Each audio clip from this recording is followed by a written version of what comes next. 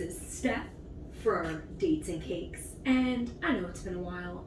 I thought that, I could stop dating or stop dating losers, and so I wanted to come back with a bang and say, dates really can be the pits.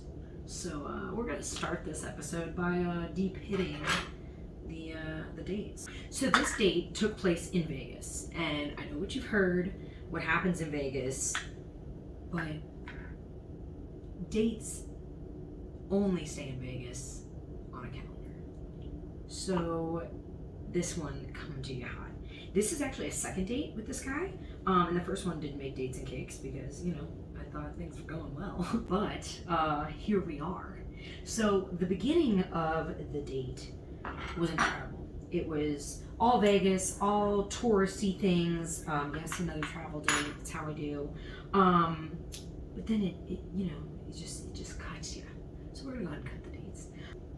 And there's some water boiling because he's about to be in some hot water. It started out incredible. We did zip lining over Fremont Street downtown. We went to a rooftop bar. We went to speakeasies, the mob museum, all kinds of stuff. Okay, amazing, right? Then we go to a Cirque du Soleil show. That day is when everything kind of boiled over. So earlier that day, he had been on his phone a lot, playing games, whatever. Like, we've been together a lot, that's fine. We're also gonna put a little baking soda on here, and we're gonna let it sit for 10 minutes. You should measure this, but I'm obviously not in the kitchen, so we're just going with it. Okay, so our 10 minutes are up. So now we're gonna mash this just like him and I did earlier in the day. Before then, that he made it a point to say that that's his most vulnerable, is like when he's about to come, and that most girls can't get him to do that. Well, I have skills that give thrills apparently, and he was like, I'm so glad that I trust you, and okay, but it took two to do that. It wasn't just all you, like you letting me in. Also, I think it's the other way around. What are we talking about? Yeah, vulnerability, 100%. We're making a sticky date pudding, by the way. But yeah, because it's about to get sticky.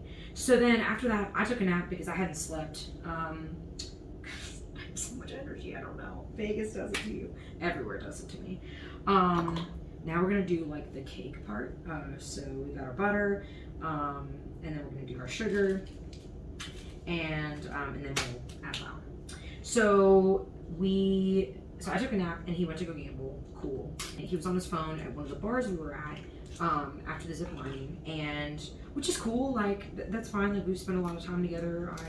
They had like really good music on, so I was like jamming, dancing like by myself, like while people watching, because that's what's cool about Vegas is like you can always see a view of something wherever you are in the city. And so we go to the Cirque du Soleil dinner. We sit down and we're at a Michelin star restaurant. Okay, so this is like incredible. I had to get reservations a month in advance, and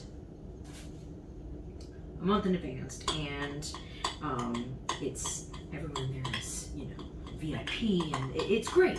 So we sit down and we're like watching the chefs and everything prepare everything, and it feels like The Menu, honestly, if you've seen that movie. But I've never been to any nice establishment like that.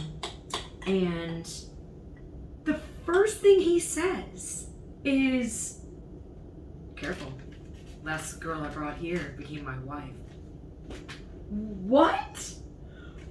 Flower are you doing this dating thing? Because this is what? Like, why would... I don't know. So as soon as he said that, I was like, oh boy. And I was like, why would you say that? And he's like, I'm just saying. And I'm like, oh my gosh. And thinking about it now, that means he's done this whole date. Like, she got this exact date that I got. Because the show was right next door to this restaurant. So that's, every girl likes to be, compared and like put in a whatever. Anyway, so I don't have eggs. Again, I'm not in the kitchen, so we're gonna use a little bit of soda water. So he, so that starts it. Then we both get a beverage, obviously. And so I got an old fashioned. I love bourbon, and after going to the Mob Museum and stuff, I'm like, Vegas knows what the fuck they're doing with old fashions, I just assume. And I was right, because they nailed it. And when our drinks arrive, he goes, wow, I feel like you should be having mine, since mine has a flower in it, and I should be drinking the old fashioned. And I was like, you could have gotten an old fashioned and then there'd be two, but no, I'm not. And then, the food's coming and everything, and he's on his phone again.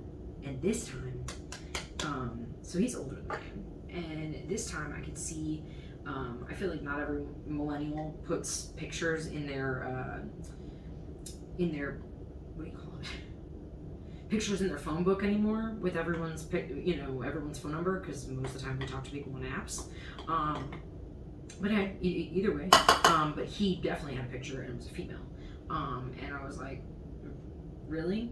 And he was like, I don't need permission to send pictures of this really nice meal to someone that's really important to me. I'm like, okay, but you're on a fucking date, like, and that's a problem if a millennial tells you that you're on your phone too much, like a little etiquette, text etiquette, if you will. So, a combination of alcohol and what was going on, we're gonna combine these two, led to tears from my eyes. I'm still not sure what he said to get me to that point, because I'm not really a crier, so especially to cry in public. And his immediate reaction was, now you're playing victim. Hold up, I'm not done. Now you're playing victim. Stephanie, you need to get it together. We don't do that here. You can't do that in a fine establishment like this. You need to go. You need to leave. Hold up.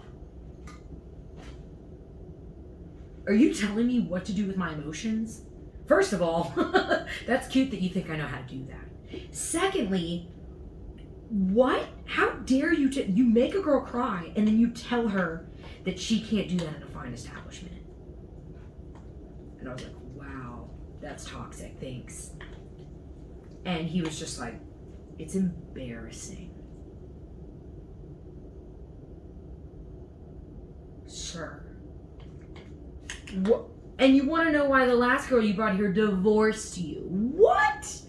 Oh my gosh. So, at that point, I was kind of like at a warehouse clearance sale. Everything must go. So guess what I brought up? The sexual thing. I was like, I also didn't really like that you took complete credit for that. Oh my gosh. Oh, we're really done now. You think we're still together before then? We weren't together at all, actually. And now couldn't be further from the truth. Jeez and Pete's. Okay, so this boy is ready for, doesn't even get to deserve to be called a boy, but it is ready for the oven.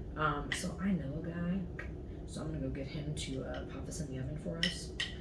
Meanwhile, I'm gonna be making the sauce and tell you how this ends. So now that things have really boiled over, let's put our boiling water in here.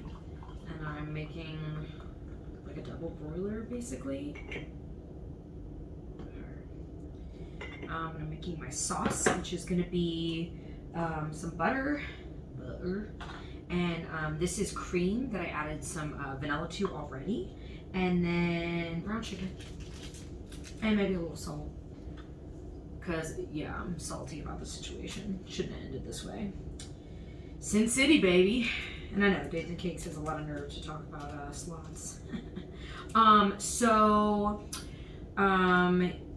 He just can't believe I'm being so emotional.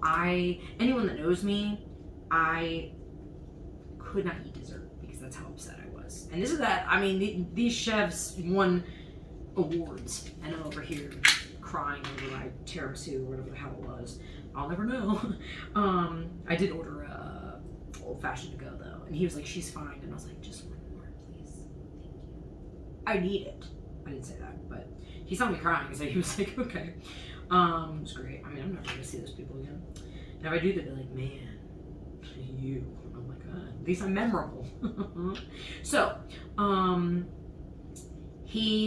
we ride back to the hotel in silence, and I believe I'm still sobbing.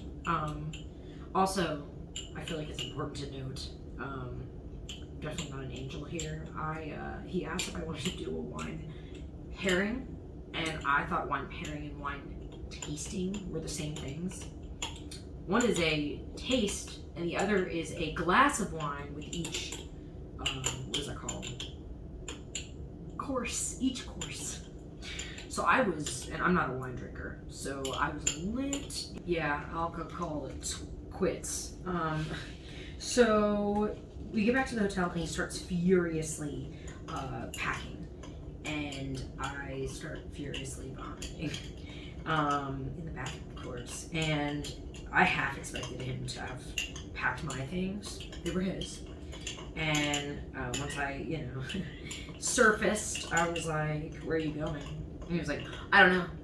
And I'm like, okay. Left his key on the counter and left. I was like, this is the best case scenario. Perfect. Adding cream and vanilla. Because now, please don't curdle. Because now, so you want to make sure it doesn't curdle, because if it's too hot, it will. So I'm trying to temper it right now. Just adding just a little bit at a time.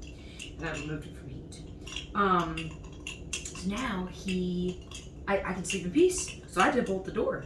And I go to sleep after calling a friend crying. And then I get banging on the door at 10 a.m. My flight was at like 1. And he was like, I need to change, let me in. And I was like, oh my gosh, so let me in. And then, I did the mature millennial thing, and I waited until I got to the airport. Last thing I said to him was, I'm sorry things didn't work out the way we thought. And he was, oh, and then that was another thing. Before he packed his bags the night before, he said, so this guy's ready. It was ready, and once I go, the guy I know, once I go get that the pudding from him, I pierce holes in it, and we're gonna pour that in. You're a really nice girl, but you're definitely not for me, or something like that. And I was like, please stop patronizing me. Like, you don't mean any of that. Like, let's just not. Like, we've already established, like, this is it. Until next time.